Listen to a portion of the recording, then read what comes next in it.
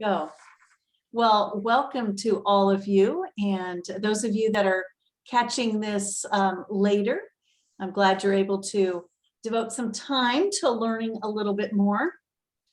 As I mentioned to those that just logged on, I know many of you are, if not all of you, are participating in the online group discussions each week, and some of you are working way ahead. So this may be, what we talk about tonight is work that many of you did quite a while ago. So because you're actually moving pretty far ahead. So I'm glad. That means you're enjoying it. So that's a good thing.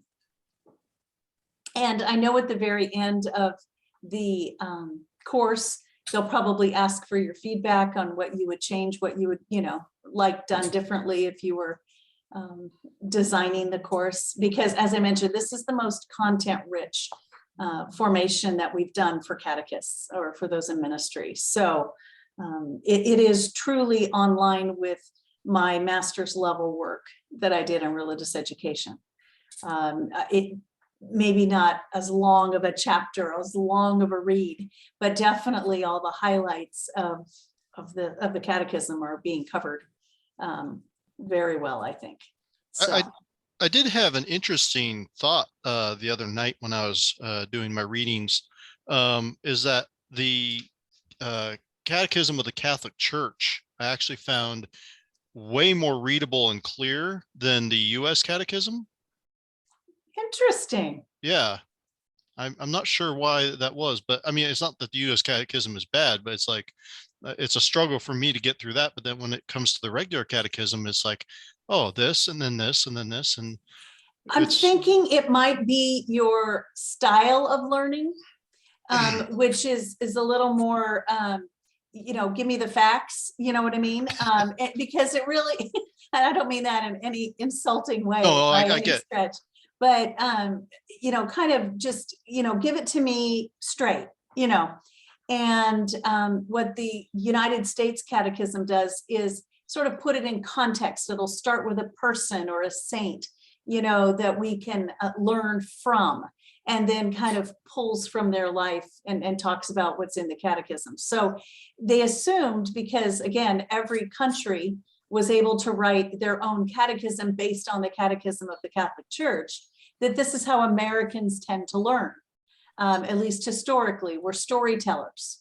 We start with that, and then we kind of morph into more content. So I think that's an interesting thing, but obviously it's based on the adult catechism is based on the catechism. So whichever way is your entry point is fine. Yeah. So are we ready to dive in today? Okay. Hope everybody's doing okay and you're not freezing, because it is cold out there tonight. I may have my video off for some of it. Hope that's okay. Yep, that's fine. Okay. Absolutely. Because I'll be eating a little bit here and there. I haven't eaten yet. No worries. I just snarfed my own dinner down, so I get it. All right, we're going to do a little screen share here, and I will make sure I'm optimizing everything. Okay. So hopefully everybody can see that okay. I am adjusting to a new monitor that is enormous, and so hopefully you all can see that. Mm-hmm. All right, let's go to the, there we go. So what we're going to cover tonight, we're going to begin in prayer as we always do. I'll give you a chance to check in a little bit with each other and kind of see how the learning is going for you and what might be new in your ministries or responsibilities. And then obviously we're going to look at the content that was part of Unit 5. There was a lot in this one, I thought, everything from conscience to social justice or the social teachings of the church. And I mean, it just covered so much. The sacrament of reconciliation, just a whole host of things under this in this 1 month. So it was definitely rich. Obviously, the way I typically handle questions is anytime, during the the session. So, but at the end, we'll just make sure there aren't any outstanding questions. And then, of course, we'll talk about the assignment. So I just invite you to kind of put yourself in a prayerful state of mind. And we will actually, you may want to mute your microphone if it's not mute right now, because we are going to be praying this together. And on Zoom, when you try to do something together, it's really awful. It sounds terrible, but I want us to be able to pray for peace. This is so interesting because this PowerPoint, at least the basic PowerPoint, was given to me months and months ago when I said I would be happy to facilitate this class. And so it's just always interesting to see what is in that PowerPoint. And this prayer happened to be what was recommended for this session. And I think with everything that's going on in Ukraine and obviously other places in the world, praying for peace is something we're all asked to do.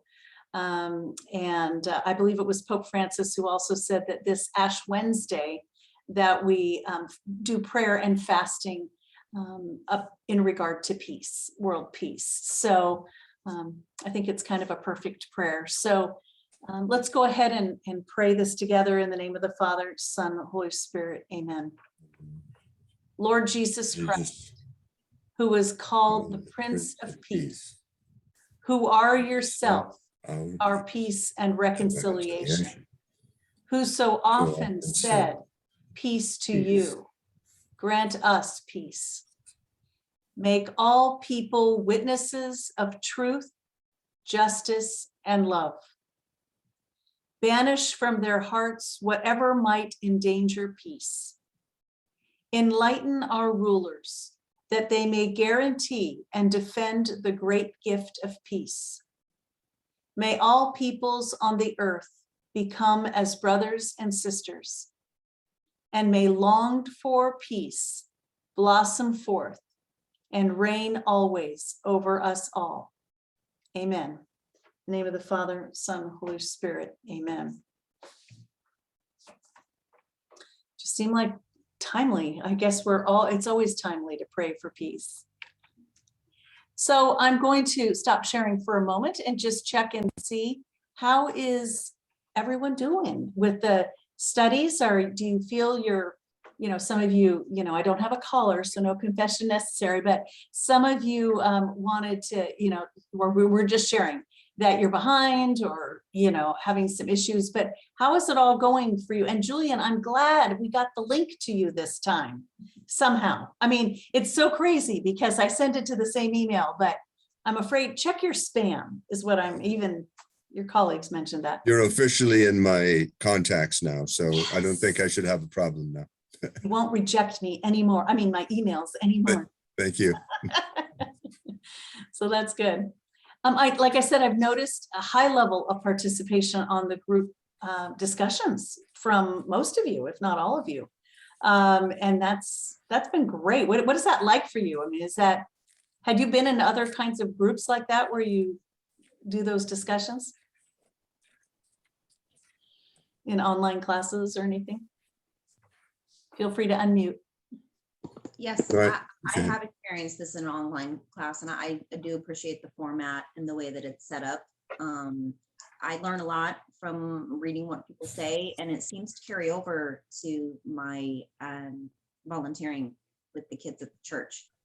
Nice. One particular that I remember is someone had mentioned different types of prayer, and that singing is a prayer.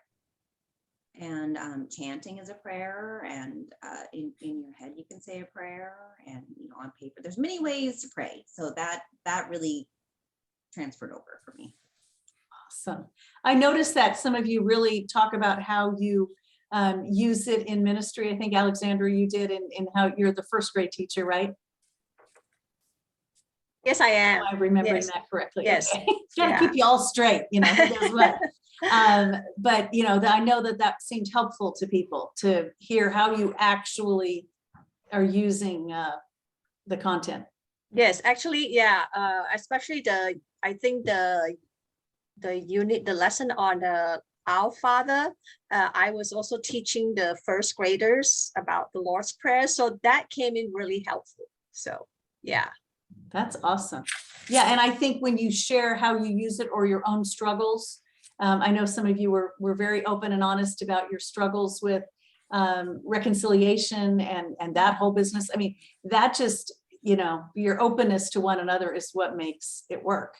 So because, you know, we do learn from one another. So that's been great. Any other thoughts or questions about the class? Well, it's been great for me, and really dovetails confirmation. I'm doing confirmation class and the students are doing their saints. So, you know, it was perfect. And then we had a big discussion on the Mass and the Eucharist and why we go to Mass. And he showed a video last week. It was called The Veil Removed. And it was very powerful. Wow. And it was wordless, a wordless video. And the kids were just enthralled with it. It was just what happens at the Eucharist. Wow. And a lot of the information on, you know, penance and the Eucharist, it dovetails what we're doing in class and just gives me more ideas on how to get through to the, you know, teenagers. Yeah, that's awesome. Oh, and that's really that has always been the idea of having catechist formation, is that in the class, we typically don't teach techniques on, you know, how you can use this in the classroom specifically. But if you understand it, and I know this as a teacher, if I fully understand the content, I'm going to teach it way better and to any grade level. Right. And you could, you know, dial it up or dial it down or whatever to whatever age level you're working with. You'll know something more yourself. It just, I think it provides a comfort level with the material. You know, you just have it in your back pocket. And you don't have to sound like the catechism. In fact, it's not really a good idea if you do.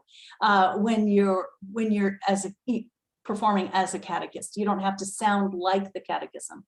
You just have to know what it is. And the fact that and all the papers, of course, we're asking you to talk about how it affects you personally in your ministry. I sort of insisted on that in agreeing to be a facilitator because I didn't want to be a college professor of any kind, you know. I actually really wanted it to be applicable to your ministry. So because I think that's what makes it stick. That's how it makes it matter. So. Darcy, I have another comment. Sure. Leah here. I was put on the spot in my 4th grade class, and because I've been married 20 years, and I was asked to talk about, you know, marriage and what that sacrament means. I'm lucky I went through this with Darcy. You know, in my paper, it's service to others, and it was a great message actually, and the children understood. I mean, you know, pretty easily with the language I was able to put together here. So thank you. Sure. Yeah. Well, that's good because, and I really think information doesn't do a hoot of good if you don't kind of wrestle with it a little bit. And I would expect that there's going to be things you read that you go, I don't know if I quite believe that or not, or I'm struggling with that. And I actually think that's where learning takes place, right? If it's all like, oh yeah, I get that. That makes sense. Yeah, you're not learning. It's just confirming what you already know. But it's at that place, you know, where our comfort and discomfort meet. New material, it's like stretching you a little bit. Or it's like, this is really complex. I don't know if I get this. Working with it until you're like, oh, I think this is what they mean, and questioning it. And of course, the discussion groups are a great place, by the way, to also just say, I didn't understand that part. Did that make sense? I mean, don't feel like we're going to judge you about what you write in the discussion. I mean, it would be good if you just said, you know, I'm really kind of struggling with understanding this, or how might I apply this? Does anybody know how this is relevant? You know, those are great questions to ask each other. So, you know, don't feel like you have to just confirm everything. Like, I totally agree with this, or I really like this. you could say this was really not very good. And I wish it were presented differently. Those are helpful, I think, to other people. All right, so let's dive into the material today.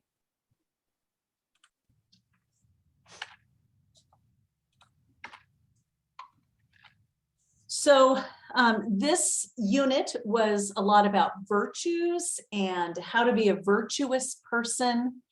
And, it's kind of interesting, in all my years of being a catechist, that word was not used, that specific word virtues was not necessarily, didn't rise to the surface in any material that we presented to the kids.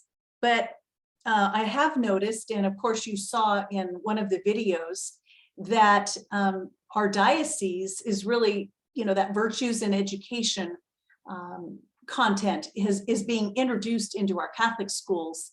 And so the word virtue is kind of a buzzword around the diocese now, where it was not before. That's not to say that we weren't teaching kids and adults how to lead virtuous lives, but we just were not specifically using that word. So if that's a little bit unfamiliar to you, but you understood the concept, then you'll know what I'm talking about there. So on week 1, they did a nice job with the videos and all, but the focus was on what does it mean to actually live a virtuous life, and that we are made to, of course, everyone is wired toward happiness, right? We all want to lead happy and fulfilling lives. And what we learned in this week was that leading a life that God intends us to lead ultimately does make us happy. And I hear these stories, those of you that work in the RCIA process, no doubt you've heard stories about people who say, well, I was doing things kind of my own way and I just wasn't happy.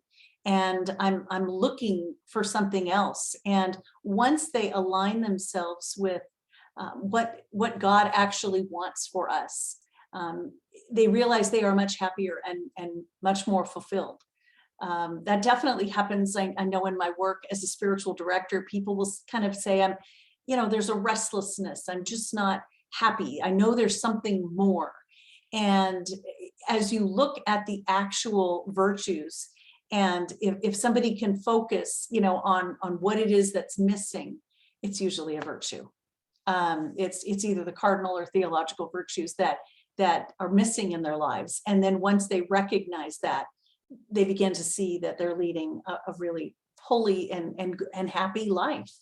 So, it's again, part of how we present this. I know when I was younger and it was presented to me, it was sort of like, these are the rules that the church has for you to live with. And it wasn't necessarily presented as these are the things that are actually ultimately going to make you happy. And we'll cover a little bit more of that tonight. But in the doctrinal statements that you looked at first, what was covered was this idea that we are all made in the image of God. They definitely covered the idea of original sin, and that it is our sinful inclinations that keep us from happiness. And then, of course, they also discussed this idea of our human freedom, that every human has free will. And so, with that free will, we're going to make mistakes, we're going to sin. And then, of course, later in this course this month, there was the talk of reconciliation and how is it that we begin again. There were lots of things there about the virtues in the sections that you read, including the supplement. And of course, this wonderful quote from St. Gregory, the goal of a virtuous life is to become like God. Now that can seem really daunting, right? That we are all supposed to be like God, because we recognize it as being somewhat impossible, right? We're always going to fall short. But the idea is the closer that we can get to leading a virtuous life, the closer we are to becoming Christ-like in the world. So it isn't, like we're walking around like we're God, but that our lives are getting more and more in line with what God intends. And that is ultimately very, very fulfilling. I mean, any thoughts on that?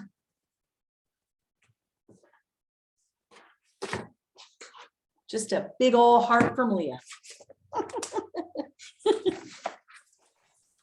We'll find take that in order to even approach what the saint was saying, you have to become more and more humble and less full of yourself. The less full of yourself you are, in other words, emptying of yourself, the more God can fill you. Absolutely. And it's not something that you're under. It's not under your control. It's the Holy Spirit. Right. That has been probably the most satisfying part of coming back to the Catholic Church for me. Mhm. So, Yeah. No, God does the work. God does the initial inviting. And what we learned in this unit was that there's things that are initiated by God, and there's things that are sort of initiated by us, that requires that response. And so it is a both and. I like how some people say that we become more who we were made to be when we are our true selves, when the more virtuous a life we lead, it's more, this is the best version of ourselves that we're presenting to the world, because this is what God wants for us. So it's not really a diminishment of God, of ourselves, like we're nothing. No, we're actually quite something, because we are God's creation. But it's a matter of aligning, who we are to God's will, and then we really become who we're meant to be. So yeah, that's awesome. All right, so here we go. So we're going to talk just for a few minutes about the virtues themselves. So the cardinal virtues are those virtues that we acquire by education, through intention. We're deliberately choosing to act in particular ways. So I wouldn't say necessarily that these things come naturally to us. They're things we have to strive for. And yet, obviously based on personality, some of these things are more easily acquired by some people as opposed to others. And I noticed some of you in your discussion were in your group discussion, were mentioning which particular ones were more difficult for you, and which ones, might have come a little bit more easily. So I've attached a word to each one, because, in our everyday language, we don't often say, talk about prudence and fortitude and temperance. It's a little bit higher level language. So if you're working with kids at all, you may want to use some of the words that I've added here. So obviously prudence is the idea of using our intellect, our human intellect, to discern, which things are good for us, which things are dangerous for us. So, it comes with maturity, with discernment, with reflection. A common word for prudence would be wisdom. So, this is something that, you don't become wise. There are some children who are what we say wise beyond their years, right? That somehow they're absorbing or in touch with making good decisions at a young age, or having this kind of maturity. But we're always hopefully growing in wisdom. That we're learning from our mistakes, that we can make wise choices. This is a really, there's crucial times in our lives when this matters, when we're making life decisions, like regarding education or a vocation or marriage partner or, career choice. We really rely on prudence, and hopefully we're growing in that. Another one, of course, is justice.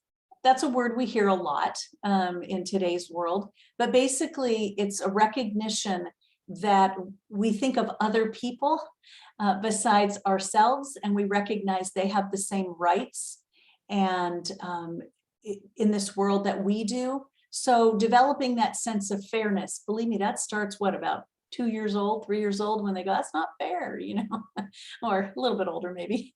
But we have to grow in this idea of what's fair and there's a rightness to it. So it's a wonderful virtue to grow in.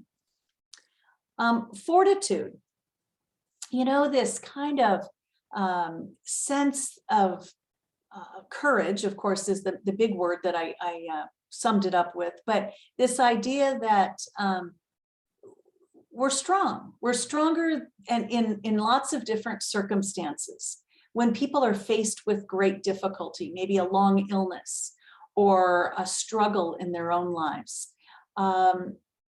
they have to call on or grow in this idea of fortitude, because there's like an interior strength that's required in those kinds of circumstances. And when we acquire fortitude, we're able to deal with life's situations much more gracefully. And so it's a deep courage. It's not a recklessness. It's because, of course, it's also going to be in balance with all these other virtues. So it's just that inner, I would say, inner resolve or inner strength. And also a sense of sacrifice, that I'm strong enough to do things for other people, even when I don't feel like it, or even to the point of becoming a martyr or for a cause. So there's that virtue, fortitude. And then the last of the cardinal virtues, again, these are all from like human effort and human involvement. God's always going to be a part of all of this, but it requires this is more like the response, I guess you would say, to God's invitation. And that is that temperance is sort of like a calmness, this idea that we show restraint. We're not subject to the whims of other people's suggestions or our own moods, but that there is sort of a self-control, right? That we don't let any one desire rule us, that we're aware of our motivations for things. So hopefully that helps explain it a little bit more. This content can be shared with, say, like a confirmation class. I would say middle school and on up, of course, really even younger kids, as I know you had discussions about in your group. Being able to get people kind of out of themselves, you know, recognizing that we're stronger than our thoughts and our moods and our impulses, that there's a general wisdom out there and awareness of other people. So that's what growing in virtue is really about. You know, if you sum it all up, somebody that's leading a virtuous life is usually considered a mature person, right? So it's growing in maturity. Now, what's interesting is, of course, we're putting these things all in the context of the Catholic Church and what the Church teaches. Any good, sound psychologist, religious or not, is going to recognize these as being a fully developed human being. I find that fascinating, right? That is that we're wired, you know, a fully healthy human being that's using all of these virtues is actually growing in maturity because they're as a human being, and it's recognized as virtuous, you know, as something God wants us to do. But even people that don't look through that lens can recognize there's something fully more human about that person than others. So it's like good common sense too. You know, I mean, it's not just a theological understanding of humanity. This is good stuff. This is how we lead a good, healthy life. Any questions on that one before we talk about the theological virtues? Questions or comments? I should have stopped sharing so I could see people like, waving their hands or something. Yeah, I think about how growing up, how absent these were from my upbringing and also my attention. I paid very little attention to this stuff. And it's kind of like, wow, this is eye-opening for me as, a man who's, well into his later years. And it's like, oh my gosh, it's like starting over again in many respects. Yeah.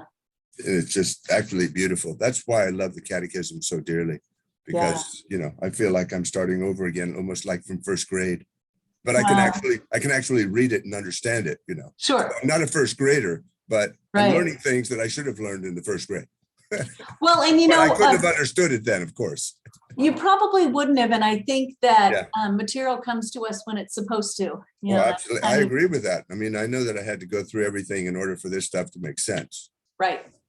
Sure. And likely, I even went to a public school, and although they didn't call them the virtues, they talked about character development and, putting other people before ourselves. And, if you hurt somebody on the playground, how would that feel if you did that? I mean, all those, life lessons can be tied to one of the virtues, so just your own, although someone may not have explicitly, said, well, this is prudence, I'm sorry, but every time I hear that word, I go back to, this is my age. I go back to, was it Dana Carvey? Wouldn't be prudent. He used to have a little shtick about that, but the idea is that the concepts were all around us.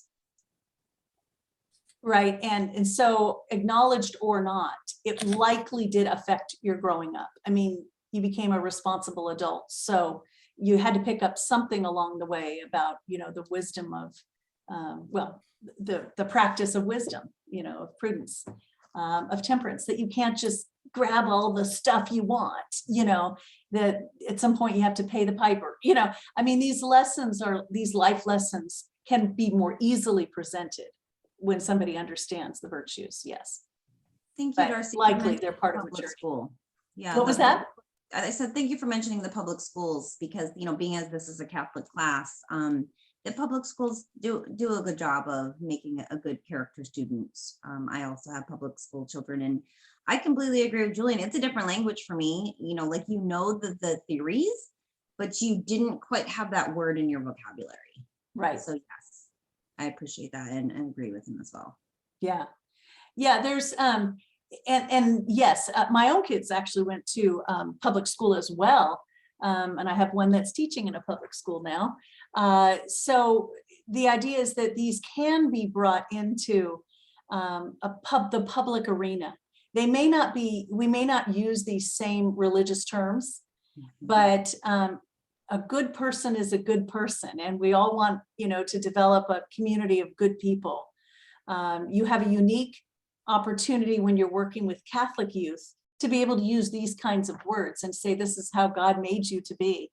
But I know that even when I taught in a public school, I was able to bring this kind of stuff in, and you're just not as, shall we say, blatant about it, right? I'm not saying God made you to do this, you don't have the freedom to do that, but you model it and you use other words so that you're helping to develop. My goal was to help, raise kids that, or teach kids to be good people in the world. And if God's part of that in their lives, all the better. But I couldn't assume that, of course. All right, so let's take a look at, make sure, there we go. The other virtues, the theological virtues.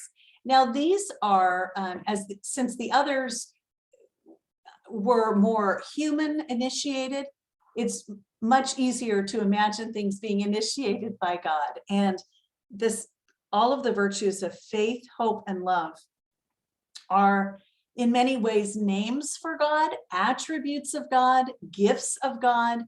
So when we see them at work, we know as Catholic Christians that these were initiated by God, and that when we see these at work, we can say that's God at work. So when I see somebody being loving to somebody else, and we all have seen the stories of, crisis situations, and people come from out of the woodwork to help. I look at that and I say that is God at work in the world. Now, other people might not call it that. They'll say, oh, that's a very loving thing to do. Well, we believe and are certainly taught that God is love. And so that is God at work. When we see people believing in something bigger than themselves, whether they have the knowledge or the language to call that God, I know that drive in them to reach out and to believe in something bigger than themselves, that's a gift given to them by God and will ultimately return them to God. And then, of course, hope. That word is thrown around a lot in our society because, people are saying, gee, it doesn't seem like people are very hopeful anymore. Of course, the way we're using this word is a hope in the kingdom of God, in the kingdom of heaven, that it's a hope for a specific thing. It's not just a wish for, hope this thing, things work out, or I hope we have world peace. I mean, the hope that we have that God will never abandon us, that's Christian hope. The hope that good prevails over evil, that we know is coming from God. So we can definitely see God in all of these virtues in ourselves. And when you say, gosh, those times when I have really been focused on everlasting life and my relationship with God, we can know and recognize in ourselves God's work in our own lives. And of course, hopefully we can see it in other people as well. Any comments or questions on the theological virtues?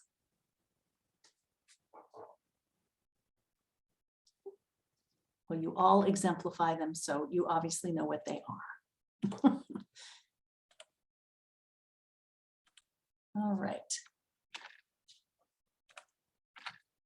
So as I mentioned, our Catholic schools are using a program called Education in Virtue in the schools. At least I believe they still are.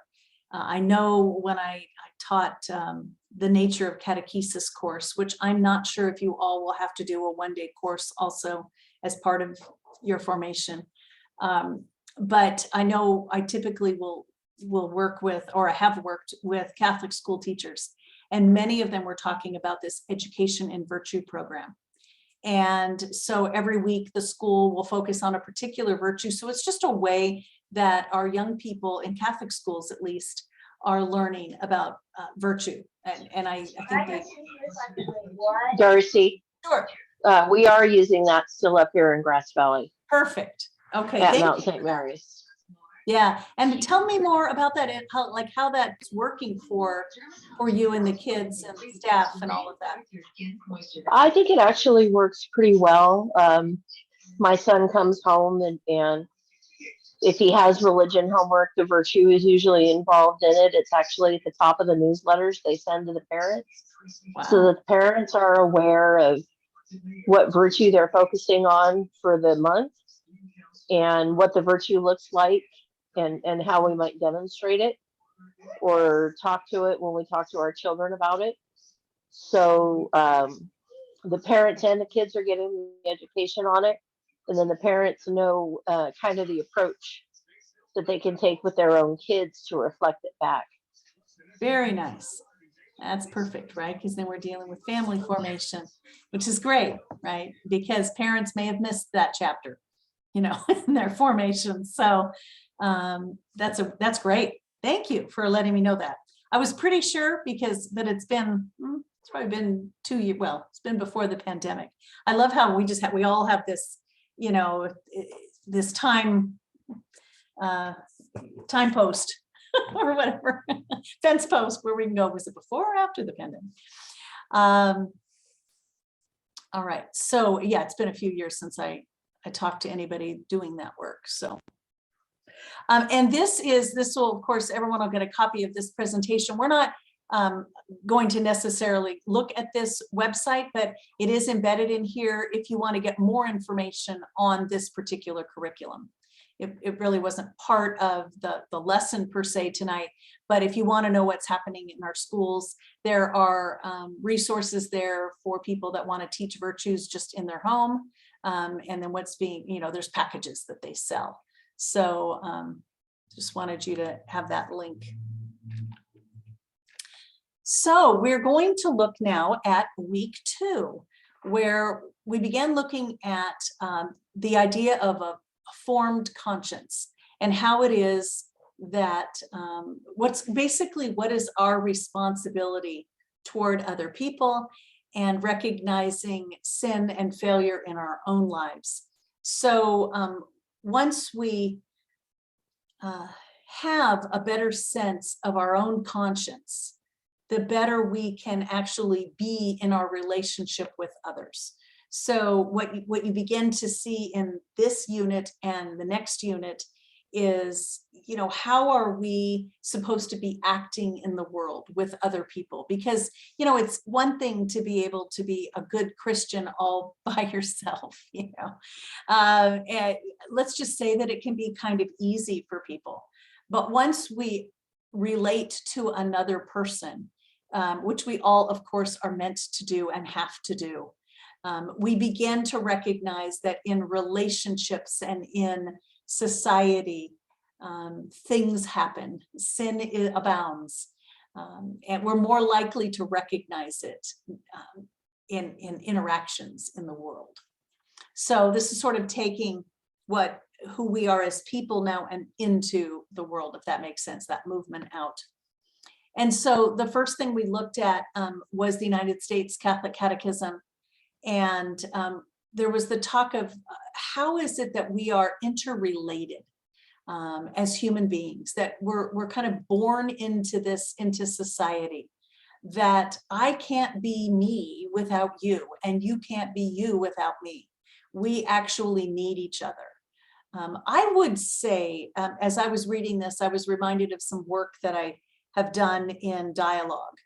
And we often think that we don't need anybody. There's sort of, especially in America, I think, there's this sense of, I always joke that my kids, when they were little, would say, I do by self, and that's like when they were really little, it was like, I don't need your help. I do by self. They were like 18 months, 2 years. And what we know is that as we age, as we get older, we recognize that we need one another. And that interrelatedness, even just at a human level, reminds us that we also can't do it alone. We also need God. And so there's talk in this section of the Catechism about covenant and our relationship with God and God's relationship with us. And that we are more than just ourselves. They introduced you to the idea of the dignity of the human person. And that is so foundational to our life as Catholics. And we are going to spend more time on that. Some of you have already delved into Unit 6, so you know that we're going to move more into what that means on a collective level when we're Catholic. And then, of course, this idea of social justice. And, it's really interesting. I'll share with you that I used that term the other day with somebody that was potentially going to be someone that I worked with in spiritual direction. And he was, I shouldn't say it was a he, I should have said the person. Anyway, was very put off when I used that term because it has been used politically a lot, I think. And for some people that there can be a wall there. And yet, as a Catholic, that's our term for how we relate to one another, that we believe there are social justice teachings of the Catholic Church So we don't have the option of saying, I don't want to use that word. At least I don't, if we're going to be using the material in the catechism. So just be aware if that's like a little bit of a, uncomfortable phrase for you, just know how the church is using it. It does talk about our relationship with the people around us, with the world. Yeah, go ahead, Eric. Yeah, I definitely understand where he's coming from, because I've engaged occasionally with some social justice type people, and their version is not the Catholic version, but I'm very much not a fan of their idea of it. Okay. Yeah, so that may be true, although when we do more work with the social justice teachings of the church, you might recognize some where there's some intersection. I have read up more on some of the social justice stuff. I think there's arguments for the good of people, and then there's arguments that are essentially using the idea of the good of people to work for other political ends, which are bad. And I think that it's gotten to the point where the politically bad ends have largely taken over the discussion on that side of the fence. That's so when people say social justice, it's like, okay. So just know that, because the phrase has a history much older than this new resistance to it. Okay, so just know that that's a, I see it. Talks about it. It's in documents of the church, and I'll be showing a short video next time. I see it as a hijacking. Oh, okay. Yeah, of the idea of the church that the church has. Okay. Yeah. Yeah. We'll have to see. Yeah. How is social justice different from justice? I mean, is there any distinction? So in the teachings of the church, it would only have to do with justice in regard to how we treat other people. Sometimes that's what the social aspect is, that my actions affect you and your actions affect me. It's a subset of the larger concept of justice. So what's the larger concept? I guess true. We're relational. See, the point that Eric was making. All justice is about relationship. Yeah. Yeah, the point that Eric was making is very cogent to me, because with the social justice warriors, they're concerned about society divorced from God. It's like we are going to make the world a perfect place through our own power, regardless of any theological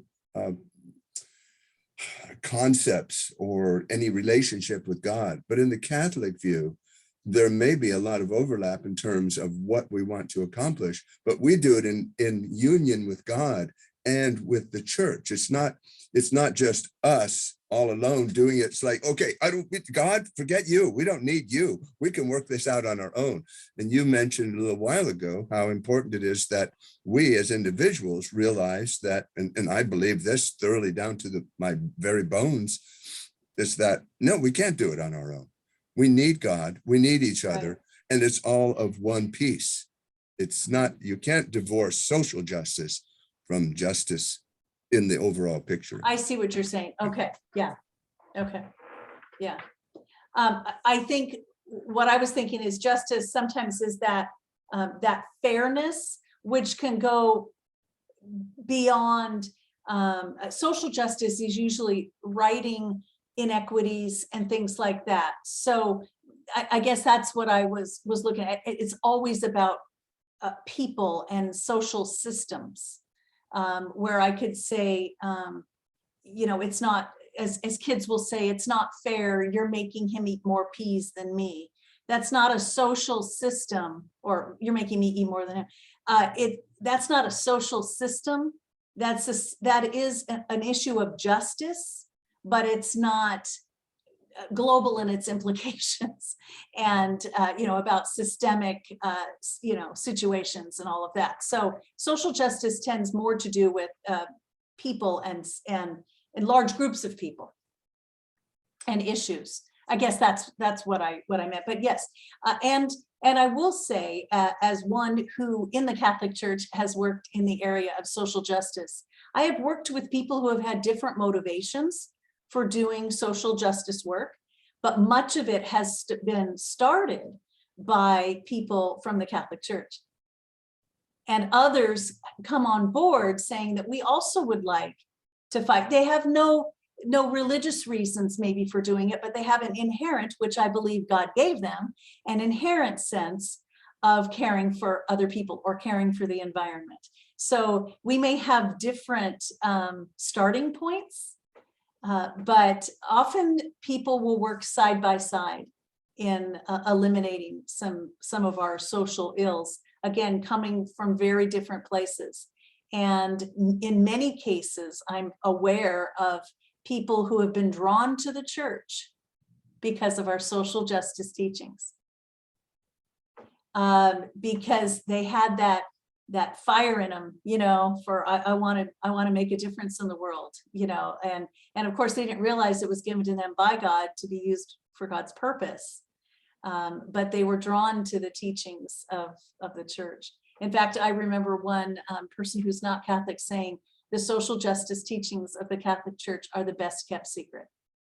You guys could be evangelizing like crazy if you, made that more obvious to people. And I think there's many ways to God, but if somebody, that's their catch, then, the reason you care about this is because God probably planted that in your heart. So yeah, it'll be interesting. And so next time we'll talk a little bit more about that. But it did get shared a bit in this one. So let's talk about what they also covered, moral conscience. And it was so interesting reading some of your comments in the group chat about how you learned about conscience, everything from Pinocchio, which I loved, by the way, and this idea of people telling us kind of helping us form our conscience. I know when it comes to some teachings of the church, people will say, well, I'm following my own conscience. And what I always tell people is ultimately, yes, you've got to do that. You have to follow your own conscience. It has to be, but what the church says is let it be an informed conscience. And the classic example of this is like in marriage prep or whatever it might be. Usually marriage prep, though, in this case, it's marriage prep, or maybe some high school or college students who are saying, I disagree with what the church teaches about birth control. Okay, and that's what people will just say that. And I'll say, okay, all right, you have that right to disagree or question it, I suspect, but do you know what it is? In a kind way, just saying, what is it that you think the church teaches? And again, you do this in a way that is not putting someone down, because ultimately it is up to their own conscience, right? But often people will make a decision that is not informed. We all do. By the way, we do this in other issues all the time. We make rash decisions based on emotion, and we really haven't done our research on it. It's created a huge political divide because of that. People aren't thinking, they're reacting, right? They're not getting information. So, the challenge will always be, do you know really what the church teaches in regard to this issue? And how it arrived at that teaching. Now, ultimately, and I'll be honest, I mean, studies have shown that like 95% of Catholics don't agree with the teaching regarding birth control. That's a reality, okay? So maybe there was a disconnect somewhere, or maybe that teaching, we need to look at that. I don't know. But my point is to just say, for somebody to just say, I disagree with it, and they don't really know what they're saying no to, or rejecting, it's just short-sighted. So it's an example of one issue that might, their conscience might be involved in, right? Another one is end of life issues. People will say, hey, my mother, my grandmother is at a point where we don't know if by hooking her up to this machine, by doing this medical procedure, are we doing unnecessary measures? Because the church says, you don't have to do heroic efforts to keep somebody alive. Is this falling in that category or not? Or am I, would this decision be made just for that person's convenience or my convenience or medical bills or whatever? These are times that our conscience is super important, and having a well-informed conscience, being able to talk to people that you respect, that know something about the teachings of the church, or that are willing to look into it for you. That's important. It means that we don't just follow our hunches, although that's the beginning of conscience, but that we make sure that it's an educated conscience, because we can fool ourselves pretty darn easily, right? We've all done it. Yeah, go ahead, Julian. Oh, you're just raising your hand saying amen, sister. Yeah. I was agreeing with you. Okay. Yeah. Does that make sense in terms of your ministry? Also, if you're teaching about morality in any way, which, by the way, a lot of non-Catholics think that's all we talk about in the Catholic Church is what's right and what's wrong, or whether you're going to go to heaven or hell based on a particular decision. There's so much more richness to what we offer as Catholics, right, in the church, but it is an important part of our lives too, making decisions about what's right and wrong. A lot I of love times, though that people have that voice inside. Yes. a lot of times, one of the best ways of informing people or educating people is to invite them into our ministries.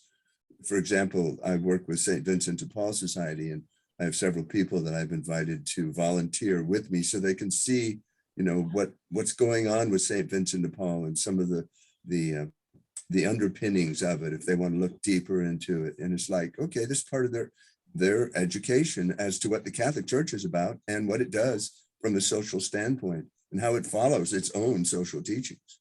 Absolutely. Yeah. Yeah.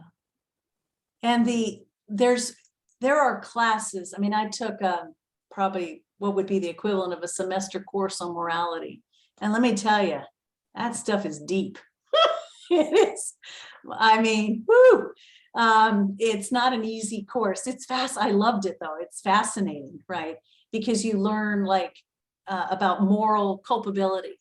For example, if a little child, accidentally, I don't know why I went to this one, but picks up a rifle or a gun and shoots somebody, are they as morally culpable as somebody our age that does that?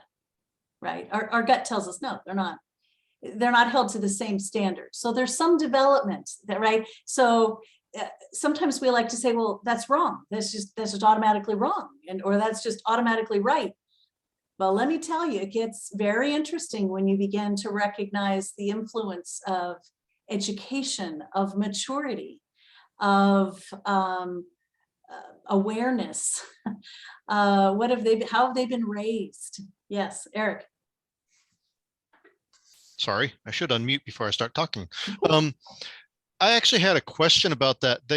So I was listening to it and reading it, and it was along the lines that a person must always follow their conscience, but they may still be guilty if, for example, they're educated in the wrong thing. And my thought was like, what if there's like some tribe in Africa and the tradition is for, the son of the chief to marry his cousin or something. Now, the Catholic Church forbids that, but they don't know it.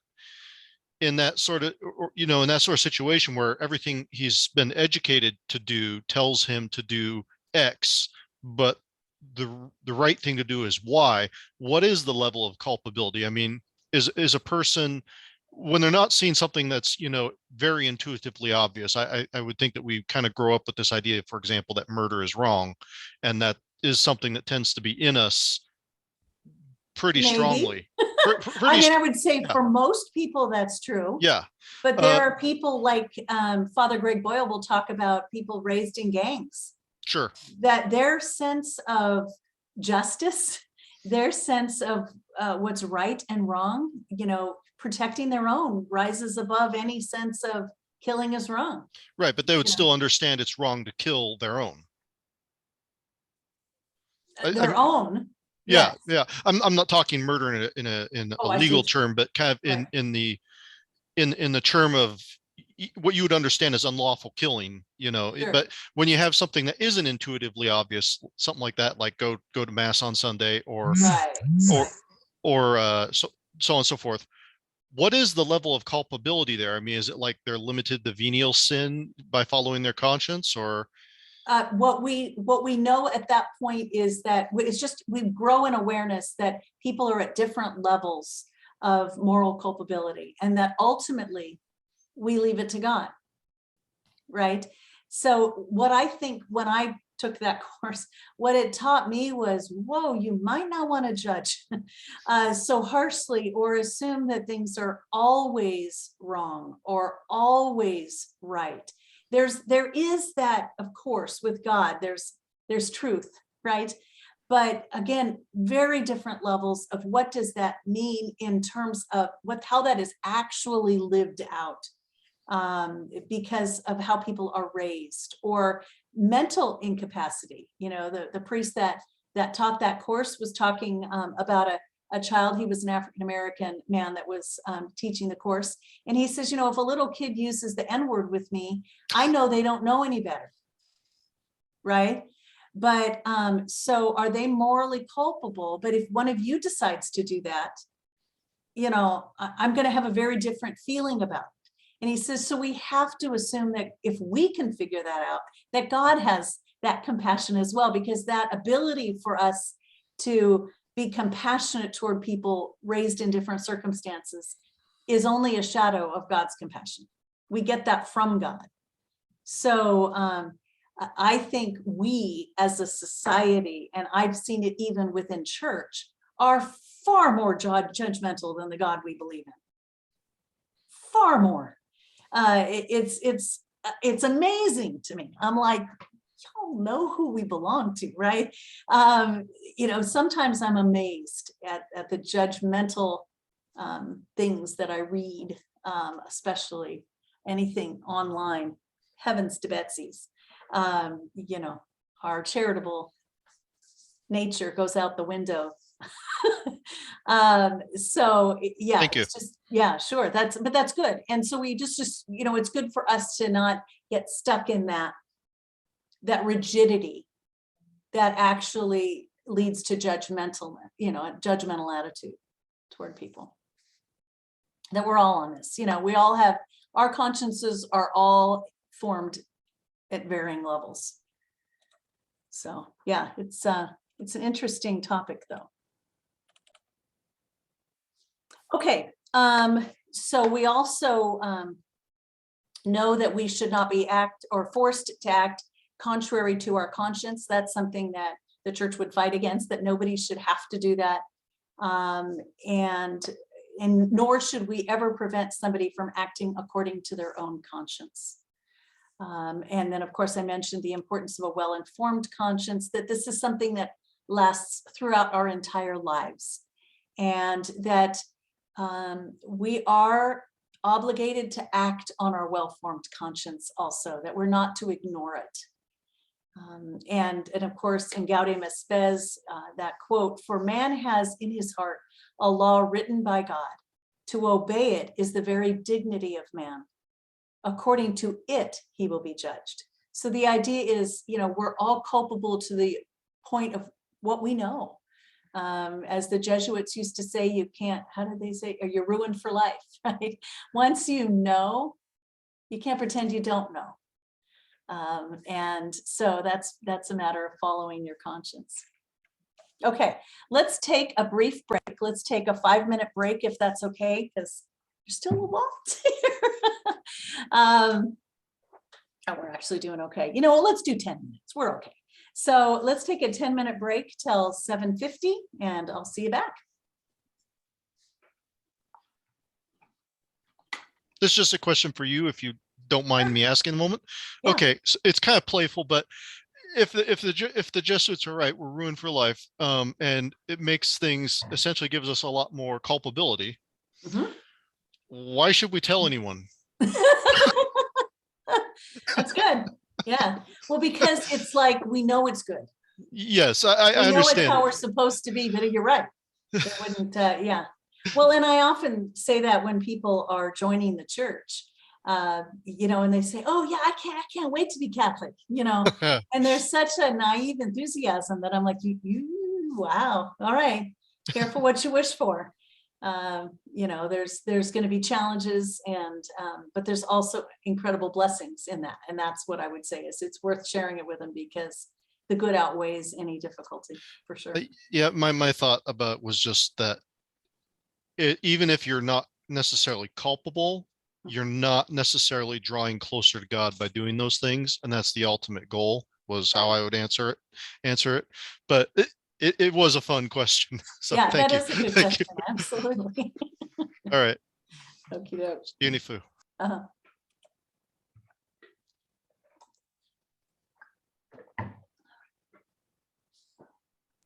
Darcy, you're not unmuted if you wanted to be.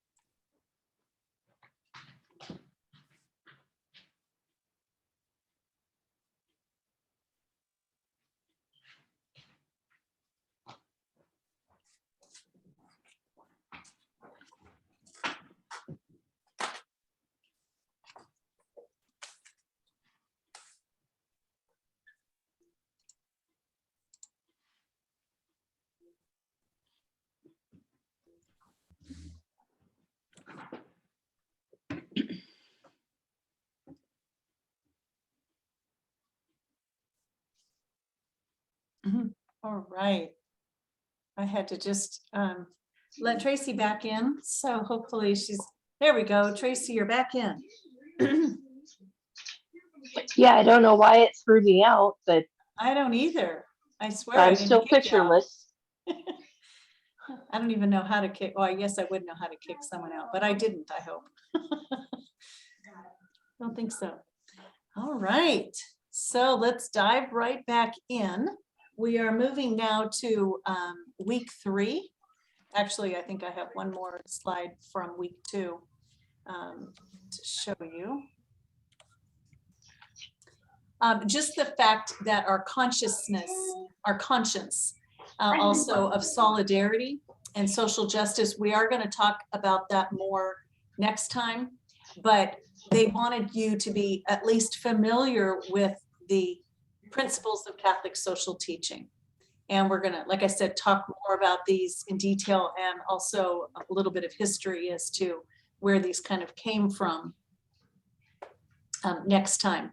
But the dignity of the human person, that's the primary one. That's the one that usually people will remember in regard to our Catholic social teaching. But our call to family and participation in society, rights and responsibilities, option for the poor and vulnerable. We often call that the preferential option for the poor.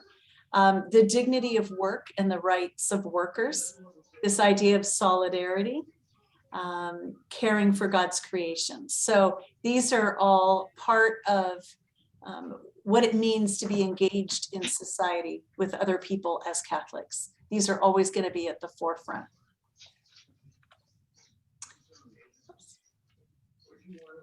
Need to go that direction. There we go. So let me just go back for a minute because I want to make sure I didn't skip.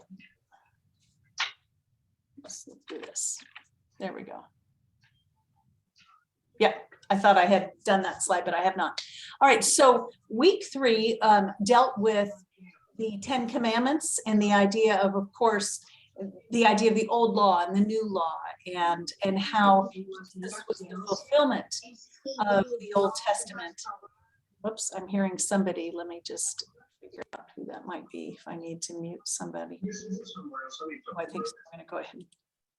There we go. Okay. All right. Let me try again.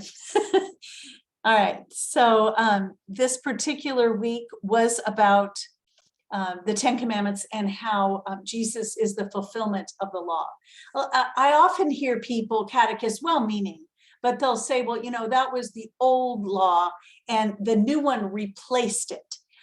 That's actually sort of a slap in the face to our Jewish brothers and sisters because really it didn't replace it. Jesus fulfilled the old law. So we pay attention to the Old Testament as well. That is critical in our life as Catholics. So the 10 Commandments being part of the Old Testament are an important part of our understanding of what's our response to God. And I did enjoy how they highlighted some really great things in the section about how the commandments can be divided into 2 groups. The first 3 having to do with our relationship to God, and the last 7 commandments having to do with our relationship to others. You're going to see a short video on that in just a minute. Some really great things to read there about the 10 Commandments. But I found this video. I do like Bishop Barron, and I think he does a nice job often in explaining things that the church believes. And so we're going to take a look at that. Let me hold on a minute. I just need to make sure. Yeah, okay. Wanted to make sure that the sound was being shared as well. So let's take a look at this video. Hopefully that, come on now, Zoom. Come on, PowerPoint. Uh-oh.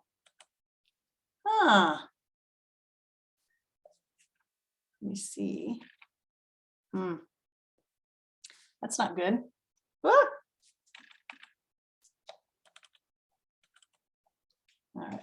Darcy, is there something at the bottom that you could use to start it? Yeah.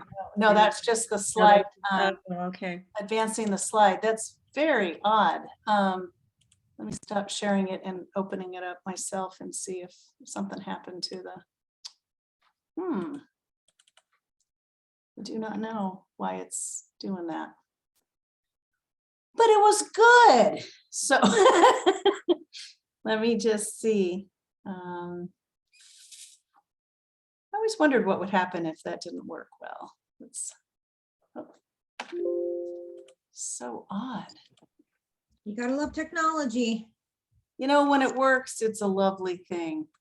But when it doesn't,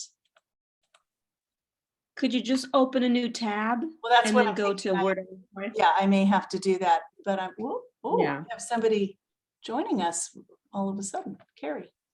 All right. Darcy, this is Eric. I have the link if you need it. that'd be good. Well, of course I could find it as well. You know which one I'm talking about then, or you probably could look it up pretty quickly. I found the thumbnail and looked up on Google. I just don't know how to put text into Zoom. I used to know. You know what? Can you just put the link chat, in the chat. chat? Yeah. There we And go. then I'll try to click on that and see if it'll work directly from that. I think I got it.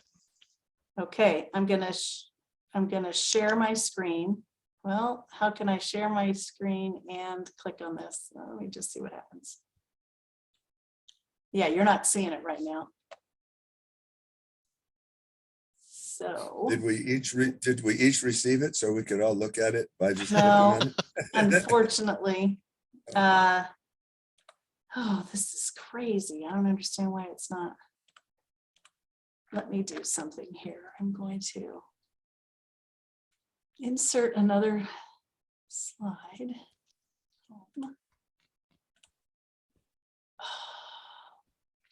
Nope, nope, nope, nope. It won't. If you click the link, can you then share your screen? Well, let me just see if I can, I just did this here and let me see. I'm going to share now. All right, and let me just see what happens when I click on this. I'll do it this way. Now work. Slideshow. Current slide. Okay. There we go. Then I'll hear it, right? Yeah, but I don't. There we go. Wonderful. Well, I want to talk to you about the 10 Commandments. I'd be willing to bet that if you go back generations, most biblical people, most believing church-going people could have recited the 10 Commandments by memory. My guess now is that even church-going people wouldn't be able to do so. And that's a real loss because the 10 Commandments articulate the foundation of the moral and spiritual life. It would be very good if at least biblical people would have these committed to memory.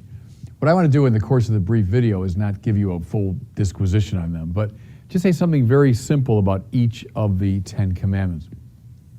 Keep in mind first that traditionally we divide them into two tables or tablets. So the first tablet has the first 3 commandments dealing with our relation to God. Then the second tablet has the remaining 7 dealing with our relation to each other. And that's getting it right, because the rapport with God is the foundation of the moral and spiritual life. To have that right tends to provide the right grounding for the rest of it. To be out of right rapport with God means the whole thing is thrown off kilter. So let's go to the first tablet first. And commandment number 1, I am the Lord your God. You shall have no gods besides me. I know right away it can sound kind of quaint, like, well, who's engaging in, idolatry? Who's worshiping statues and all that? But see, this is very basic spiritual stuff. Everybody worships something. That's a basic intuition. Every person has some value that is paramount, a center of gravity, the center of your life, that around which the whole thing revolves. It might be your career, it might be money, it might be power, it might be your family, it might be your ego, whatever. Everyone's got something. The point of the first commandment is the only person you should worship, give highest worth to, is God. When you do that, the rest of your moral and spiritual life falls into harmony. When you don't, your life becomes a cacophony. And so that first commandment is so important. What or whom do you worship? Everything else will flow from that. Second commandment, do not take the name of the Lord your God in vain. Now again, that can sound maybe a little bit quaint, and does it mean that I shouldn't swear? Well, think of it though more profoundly. If you say, look, I worship God. God is the center of my life. All right, say the 10 commandments. You've got to instantiate that conviction in your speech and in your action. Otherwise, it becomes an abstraction. So the first instantiation is your speech. How do you reverence God in the way you talk about him? Watch almost any movie, listen to almost any casual conversation, and you will hear lots of what we used to call blasphemy, lots of taking the name of the Lord thy God in vain. And see, the coarsening of speech leads to a sort of coarsening of the soul. Our speech instantiates our worship. That's what Commandment 2 is about. Commandment 3 now is even more pointed in this regard, because 3 says, keep holy the Sabbath day. Our worship of God, we can announce it as an interior disposition, but it will become first an abstraction and then an irrelevancy unless we concretize it, incarnate, and instantiate it through worship, through some act of worship. See, it's just false in my mind to say, oh no, that's all interior, that's just a matter of my heart. No. That will even as, believe me, unless you instantiate it through acts of worship. That's why I think it's a tragedy in our society that Sunday worship in this still largely Christian nation has fallen into desuetude. If I go back, when I was a kid, which is not that long ago, Sunday was a real different day. Sunday felt different texture. Why? Because you assumed most people were going to their place of worship. The worship of God was an integral part of society. Now, Sunday is pretty much just another Saturday. It's another weekend day off. That is not a minor problem. That's a major problem that we don't keep holy the Sabbath. Okay, there's table 1, our dealing with God. If you worship God, God's the center of your life, you love God, you express it through concrete acts of worship, well then you will naturally love the things that God loves. What does God love? He loves the human race, right? So that's how table 2 flows from table 1. I love God, now I'm going to love my neighbor. And the remaining 7 are all instantiations of this demand to love. So the first one, the 4th commandment, is to honor your mother and father. Now, almost every commentator from biblical times on has broadened that out to imply the love for one's family. See, I think it's very important. If you're going to love your neighbor, right, well, where do you start? You start with the people who are nearest and dearest to you. You start with your parents, your siblings, your kids. If you can't manage to love them, how in the world will you manage to love anybody else? And so, first ground your love for neighbor in the people closest to you. Honor your father and mother, care for your siblings and your kids, etc. So the family is fundamental. 5th commandment is thou shalt not kill. Now again, most people listening to me might say, look, I've never killed anybody and I'm not really tempted to murder. But let's be honest, killing is still a very disturbing reality in our society. From the time of Roe v. Wade, 1973, conservatively, 60 million unborn children have been killed in our country alone. That's a lot of killing that goes on. Think of the murders committed by ISIS in recent weeks and months. Those are happening as we speak. Think of the almost casual killing of young people in the streets of our major cities in America. Killing is still very much of a reality. What's the basic biblical principle? That God is the Lord and giver of life, that life belongs to God in a very particular way. And therefore we should never arrogate to ourselves this divine prerogative. Now, from the beginning, we've appreciated legitimate self-defense and all that. The church recognizes just war, et cetera, et cetera. Nevertheless, the principle holds that life belongs to God, and therefore it's not our business to be taking life. Broaden the thing out too this way. Are you spiritually a life enhancer or a life taker? Some people They come close to you and you feel more alive because they're present. They enhance your life. Other people take life away psychologically, spiritually, emotionally. What do you like in that regard? Do you take life? Do you enhance life? Might be a way to broaden that commandment out. Sixth commandment, do not commit adultery. Adultery is a problem. Well, it has been from time immemorial. It is very much a problem today. Again, it's supposed to be an instantiation of love. If a husband and wife make a loving commitment to each other for life and they violate that commitment, it is a violation of love in a very primordial way, in a way that deeply wounds those involved. We can pretend to be very liberated and very progressive in regard to our sexual mores. Talk to somebody who has been cheated on in a marriage. Talk to someone against whom adultery has been committed and ask for their honest feelings about it. And again, the family. The family is the building block of society. That's not just a pious sentiment. That's a very real claim. Society is grounded in the fundamental relationship and the values of a family. When those are violated, and that's what happens in adultery, it's a violation of the family value par excellence. When that happens, something happens to our society. When adultery is widely countenanced, the society is sick. The sixth commandment is bringing us now back to this very important insight. Seventh commandment, thou shalt not steal. Stealing, talk to people who've been robbed. Talk to people whose homes have been invaded or ransacked. Talk to someone who even has experienced a pickpocket. There's something uniquely crushing, depressing about being robbed. It's like a violation of your personhood, a violation of fundamental rights. Thomas Aquinas says, when you rob someone of their good name through calumny, you are violating the seventh commandment. That's always struck me as very powerful. When you're bad-mouthing someone, you're robbing them of their good name. You're stealing something from them that you have no right to.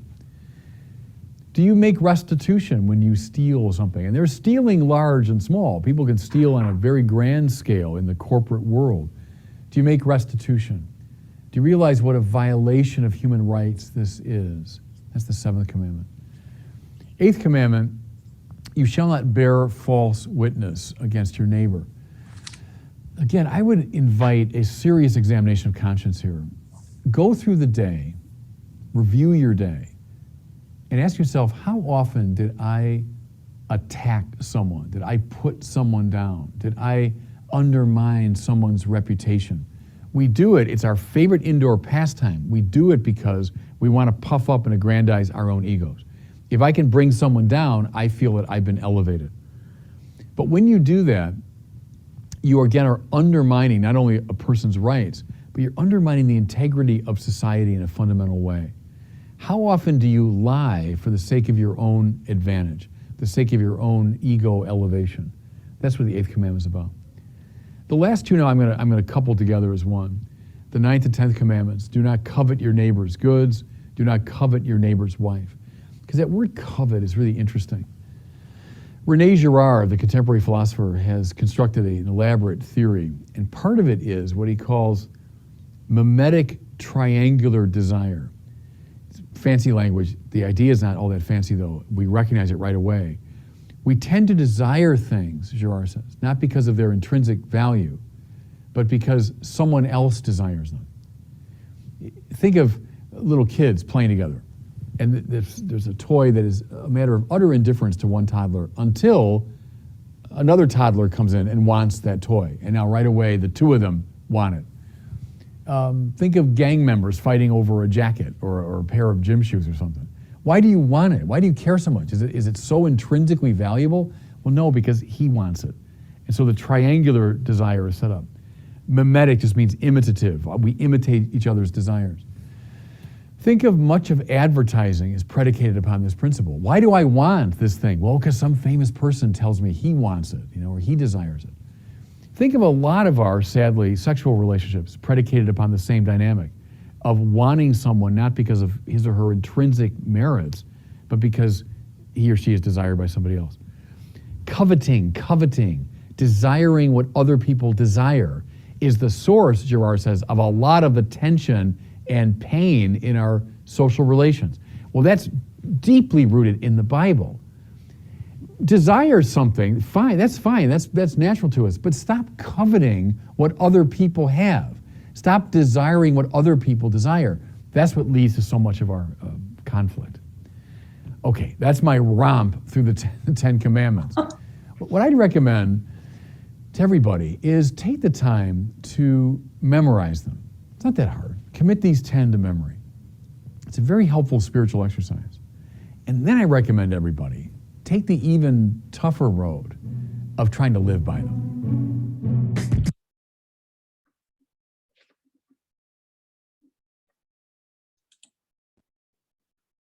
What'd you think? I think he does a nice job of taking what we already think we're familiar with, which is the Ten Commandments, right?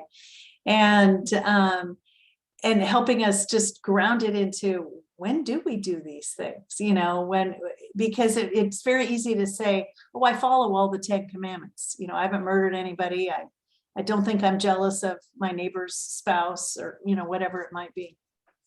But I thought he did a nice job of bringing it to the everyday reality. He does use some big words, though. That is Bishop Barron for you.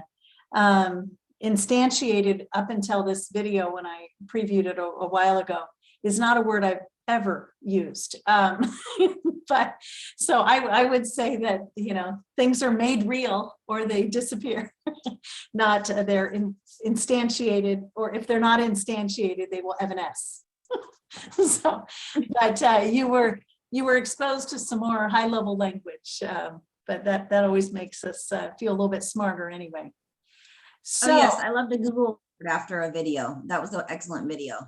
I really appreciated the speech number 2, that he took number 2 into just the speech that you use. Yes. Not necessarily just using the Lord's name in vain, but how you use your language. Right.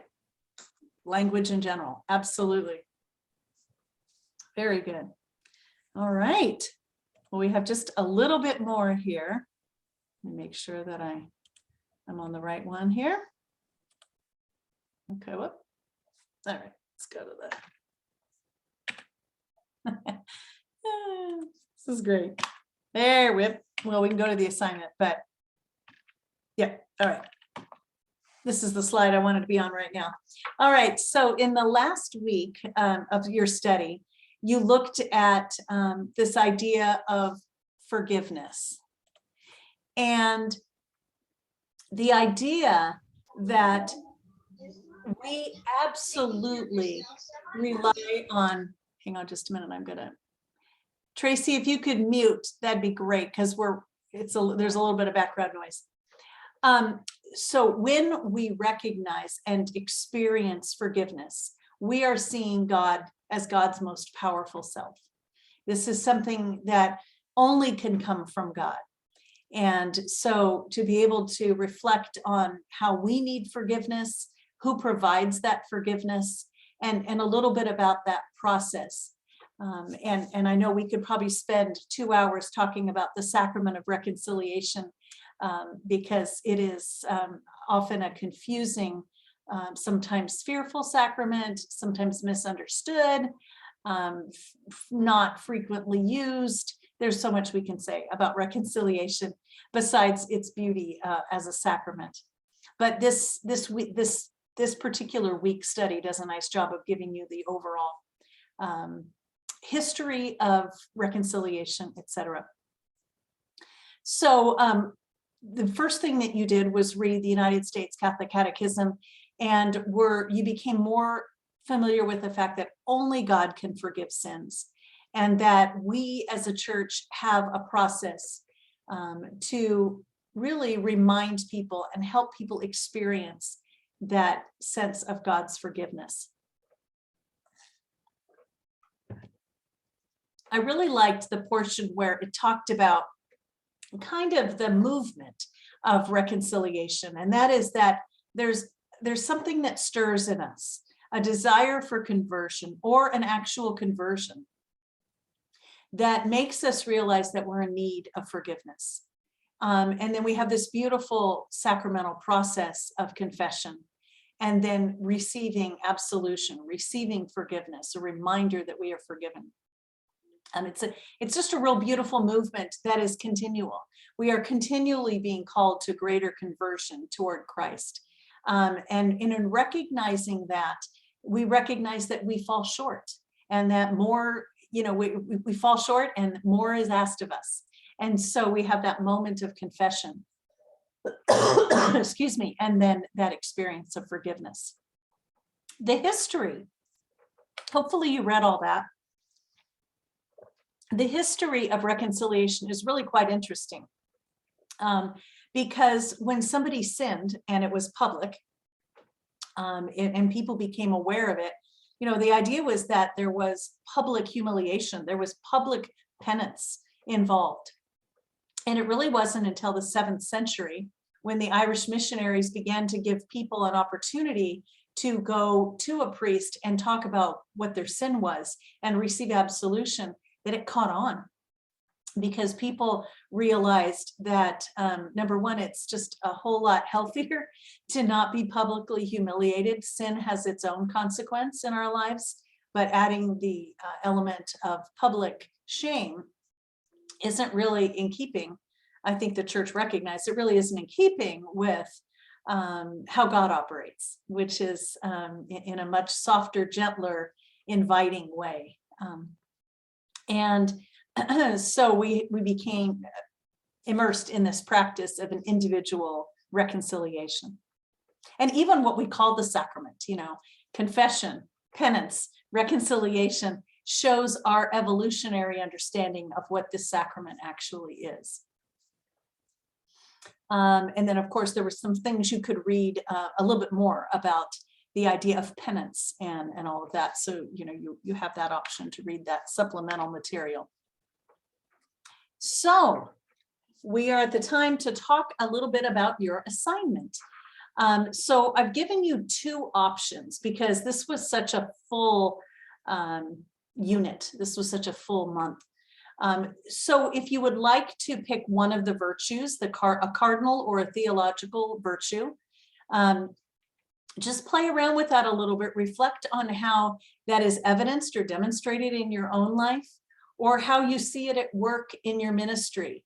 Maybe how you've taught that particular virtue with your family members or in ministry, where you've seen it at work. So again, these are not academic papers, these are reflection papers, right? So how, being very specific about not just showing me your understanding of what that virtue is and what the church teaches about it, but how is it actually playing out in your life? And you all are definitely growing in your ability to do that in your papers. So thanks for that. The other option is to describe your own experiences, a challenge or a joy, specifically in regard to the sacrament of reconciliation, either as a catechist or personally. So you could approach it with, these are the challenges that I have with that sacrament, or maybe I had. Some of you wrote a little bit about that in some of your discussions online, but maybe what some of the joys are in the sacrament for you, your own kind of wrestling with that sacrament.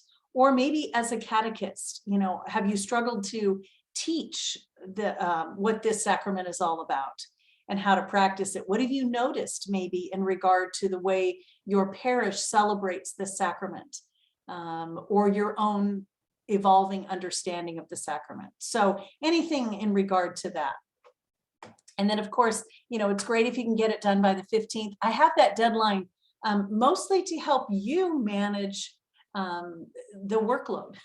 So if in the middle of every month you're turning a paper and you're keeping up and you won't fall too far behind. Obviously, I know some of you have fallen a little behind, and that's fine. It's just helpful if you can kind of keep up and have that due by the 15th. Okay. So Stop sharing there. So there was quite a bit of content there, and Carrie, welcome. I noticed you. I hope you weren't waiting in the wings too long. I think I No, caught I'm you. no, Darcy, I'm so sorry. Like I knew I had it. My daughter has physical therapy out in Rancho Murrieta, and we're in Elk Grove, and my husband needed me to meet him at the store, and I thought I'll just log in from my phone, and then I completely forgot, and I Oh, no worries. got home and ate something quick, and I'm like, oh my gosh, I completely forgot. So I'll rewatch it. Thank you. I'm glad No it's problem. recorded. That's the joy of having the recording. And Yes. you'll see the total flub up with trying to get the video and everything. I mean, No, that's okay. You were very quick on that. You did a great job. I saw prime that part. time viewing, I tell you. We keep Good it technical skills quickly. All right, so we did cover a lot tonight. Is there anything that's stirring in you?